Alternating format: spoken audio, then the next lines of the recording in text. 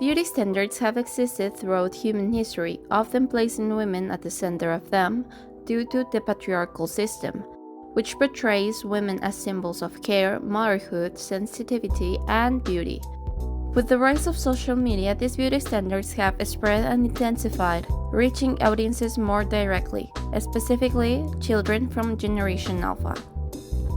The recent global wave of Hallyu, or the Korean wave, has not only popularized K-pop dramas and Korean culture, but has also exported South Korea's beauty ideals to a global audience.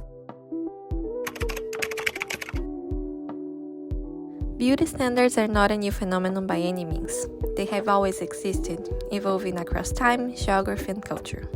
For example, in some parts of pre-colonial Africa, well-cared hair was a symbol of beauty and status, whereas in part of Asia, pale skin has historically been prized as a sign of beauty. These ideals are not stable. They are shaped by societal values and historical contexts. In the contemporary era, social media platforms have intensified these beauty ideals. The rise of influencer culture, where being attractive is an undeniable algorithm boost, has accentuated the prevalence of edited images, creating a landscape where beauty is not only idealized but also commodified. This environment fosters an overperformance of beauty, pressuring individuals, especially women, in conform to narrow standards. From a feminist perspective, the phenomenon is multifaceted. Liberal feminists argue that engaging in beauty practice is a personal choice, emphasizing autonomy. However, radical feminists retort that these standards are a product of patriarchal society that reduces a woman to their appearance and perpetuates their objectification. Intersectional feminism adds another layer to the conversation, highlighting how beauty standards intersect with race, ability, and body size. For example, colonialism and white supremacy have significantly propagated the notion that whiteness equates to superiority, making features like fair skin, straight hair, and blue eyes as ideals of beauty. At the same time, we're witnessing a paradoxical trend. Features stereotypically associated with marginalized communities such as fuller lips, curvier bodies, or tan skin are now considered fashionable, but only when displayed on white or racially ambiguous bodies. Beauty standards are therefore linked to oppressive ideologies. The impact on young girls is particularly concerning. Exposure to idealized images on social media has been linked to increased body dissatisfaction and mental health issues among adolescents. As Simone de Beauvoir aptly stated, on ne naît pas femme, on le devient. One is not born, but rather becomes a woman.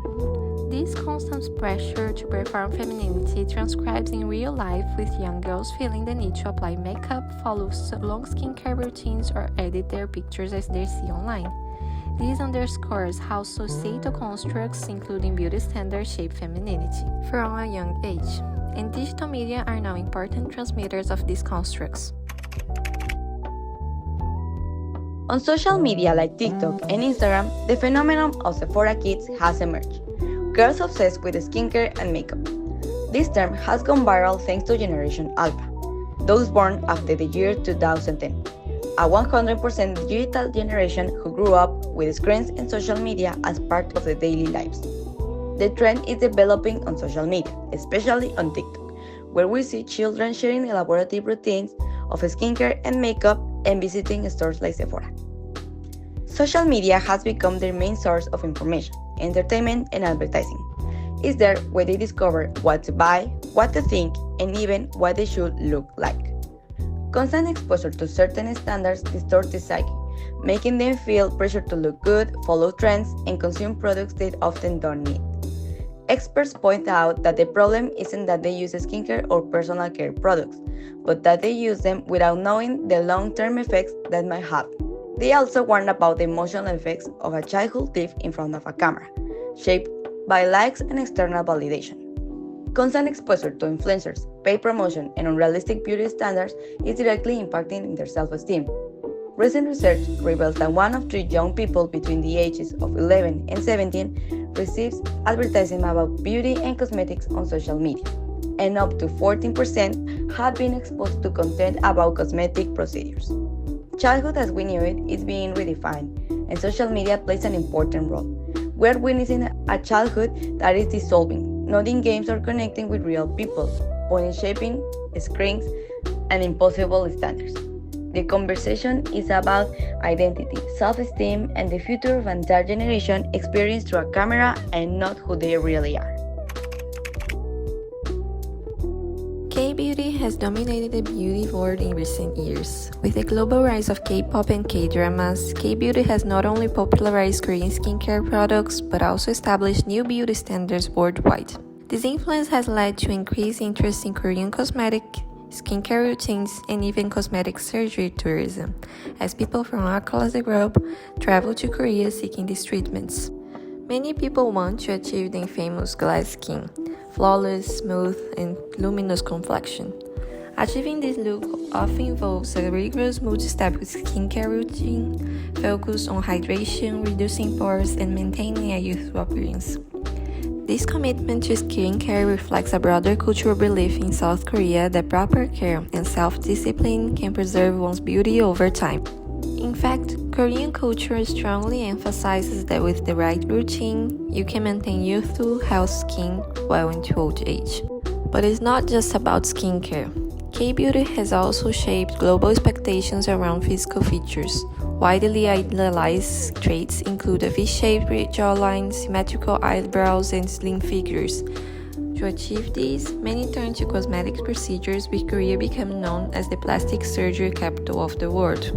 The country sees tens of thousands of visitors every year who come specifically for these treatments, and among the most popular are double eyelid surgery and jawline contouring, designed to match Korea's beauty standards. Moreover, the global influence of K-pop idol culture has also contributed to these beauty standards, as idols are often portrayed with flawless skin, slim bodies, and perfectly sculptured faces.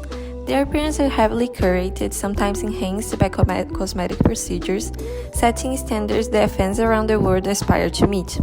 This idol-driven influence particularly affects young women, who often look to these celebrities as models of beauty, fueling demand for Korean beauty products and even cosmetic surgeries. Many argue that its beauty standards are unrealistic and contribute to mental health struggles, especially among younger generations who feel pressure to conform.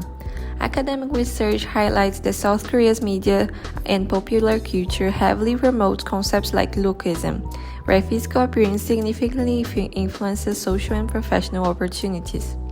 This normalization of cosmetic surgery as a means to fit societal expectations, however, can contribute to body image issues and lower self-esteem.